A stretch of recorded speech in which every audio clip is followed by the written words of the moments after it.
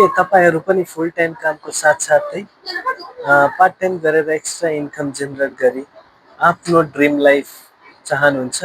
यदि त्यसो हो भने चाहिँ यो भिडियो हजुरहरूको लागि। कृपया गरेर अन्तिमसम्म हेरिदिनु होला।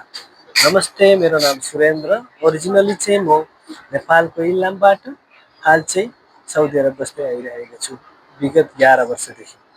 र प्रोफेसन वाइज चाहिँ म एउटा रिटेल स्टोरमा एज अ क्यास सुपरभाइजरको काम गर्दै आइरहेको छु। र अहिले चाहिँ म प्राउड डिजिटल बिजनेस ओनर भनेर चिनाउन चाहन्छु है। आज चाहिँ म तपाईँहरूलाई यस्तो अपर्च्युनिटी सेयर गर्न गइरहेको छु जसले मेरो फ्युचर चाहिँ धेरैभन्दा धेरै चेन्ज भएको छ। जब म 2014मा साउदी अरब आएँ, मेरो आफ्नो फ्युचरमा केही गर्छु र फ्यामिलीको लागि केही गर्छु भनेर साउदी अरबमा आइसके पछाडि जुन मैले सोचेर आएको थिएँ र जब यहाँ आएर मैले काम गर्न थालेँ, त्यो मैले टोटल्ली नै डिफ्रेन्ट पाएँ। सुरुमा आएर मैले एज अ प्याकिङको काम गर्न थालेँ है। त्यस पछाडि आफूलाई अपग्रेड गर्दै एज अ क्यासियरमा काम गर्न थालेँ।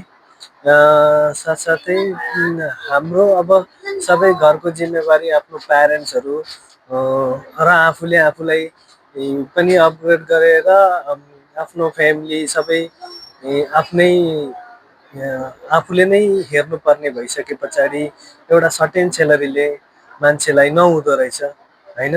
त्यही कारणले मैले आफूलाई कसरी हुन्छ आफूलाई अपग्रेड गरेर आफ्नो स्यालेरी अपग्रेड गर्दै म अगाडि बढ्दै गएँ। सुरुमा प्याकिङबाट म क्यासियर भएँ, क्यासियरबाट आएपछि कस्टमर सर्भिसमा काम गर्न थालेँ। कस्टमर सर्भिसमा गर्दा गर्दै मैले लास्टमा मैले अहिलेसम्म चाहिँ म क्यासको सुपरभाइजर काम गर्दै आइरहेको छु होइन। अझै पनि मलाई लाग्न थाल्यो कि जब मलाई क्यास सुपरभाइजर भएर पनि इन्कम त थोडा बहुत सुरुभन्दा धेरै राम्रो थियो होइन। र पनि हामीलाई सबै फ्यामिलीहरू हेर्नुपर्ने भइसके पछाडि त्यो त्यति इनफ नहुँदो रहेछ। त्यही भएर मैले साइड हसलको रूपमा केही गर्छु भनेर खोज्न थालेँ है। त्यही खोज्ने क्रममा चाहिँ मैले फेसबुकको न्युज फिडमा एउटा यस्तो अमेजिङ डिजिटल प्लेटफर्मको भेटाएँ है। अब डिजिटल बिजनेस भन्ने बित्तिकै होइन, अब बुझ्दै नबुझिकन त्यत्तिकै हात फालेर गइहाल्नु पर्ने मिलेन। मैले त्यो अब त्यसको बारेमा रिसर्चहरू गर्न थालेँ। रिसर्चहरू गर्दै गर्दा जस्ट मेरै साथीले पनि एकदम सक्सेसफुल्ली रन गरिरहेको रहेछ